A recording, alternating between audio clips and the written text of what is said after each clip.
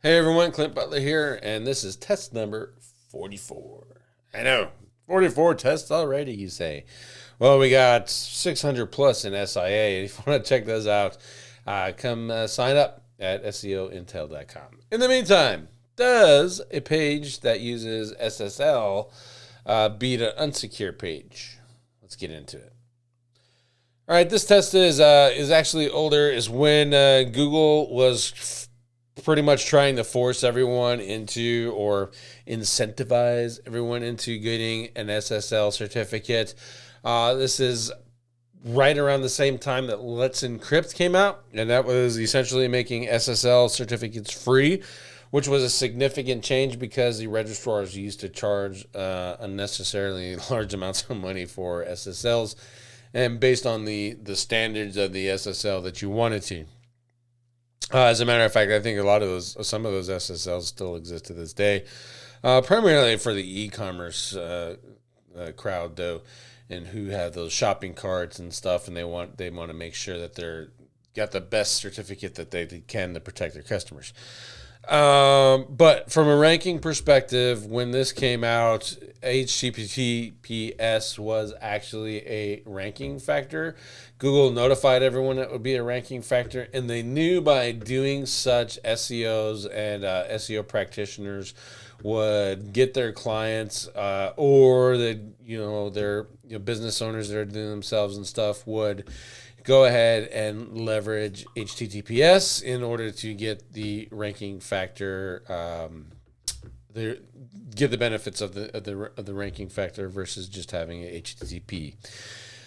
I'll tell you right now that this ranking factor is gone. We're ranking pages HTTP and HTTPS intermixed inside of the search engines.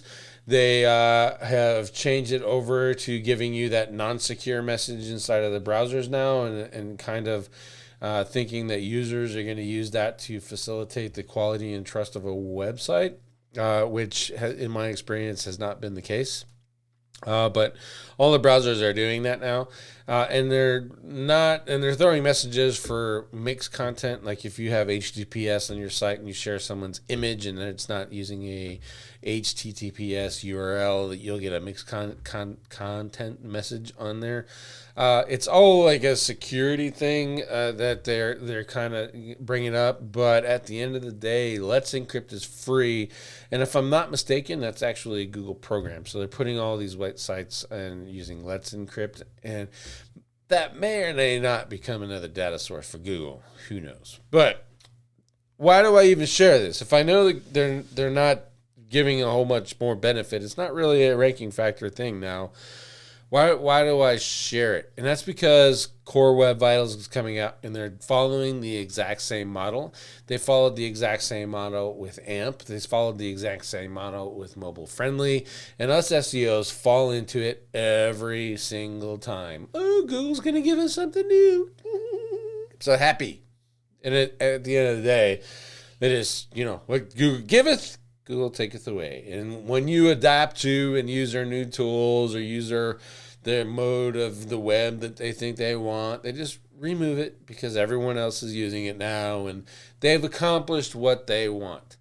And I expect Core Web Vitals to kind of go along the same route. Page speed optimization using Page Speed Insights was the same route. Everyone started improving their pages, and then the benefit of page speed optimization kind of went to the wayside. Unless you're fixing a 10-second site and you're getting it loaded in 2 seconds, you're going to see a ranking benefit. But otherwise, for the most part, people don't see ranking benefits from getting significant page speed optimization. They may get user benefits, but not search engine benefits. And I expect that Core Web Vitals is going to go along the same thing. They want you to fix some things like the web page jumping up and down a little bit when mobile users get into it. Cumulative layout shift is what's that called. They want the load speed to start render when people would actually start integrating with your site. It's a LCP. Largest contentful paint in Core Web Vitals. That's always been a thing. They just renamed all these things that they're all tools that are still there, that have been there to the end, and they claim that they're going to change significantly the search results for it. So they get you all to do it, and then they'll implement it in May. They'll mess up the search results when they set it in May so they can say, look what happened. And then they'll put everything back together and everyone's going to be right back to normal. And everyone in the search result community is going to tell you, look how fast you had to have your website, and see all these people that have benefited from it, and all those people that failed. And in the end of the day, 30 days later, that's all going to be reversed because Google updated and fixed their the algorithm that they messed up when they released Core Web Vitals and the implementation of it. So just be prepared with that. You've heard it here, folks. You hear it here first. Google's going to give it. You're going to get a swipe up. Core Web Vitals comes out if you're meeting their standard. And Google's going to take it away. When everyone is meeting their standard, they're going to remove that ranking benefit from having a super fast all greens website from everybody. And no one's going to know. No one's going to say anything. No one's going to call on it. And there'll be some new technology that Google is going to release an update about, and it's going to give you a benefit that you should adapt to. It's the circle of SEO life, unfortunately. All right, that's test number 44. If you like this one, hit thumbs up, subscribe button, and I'll see you in the next one.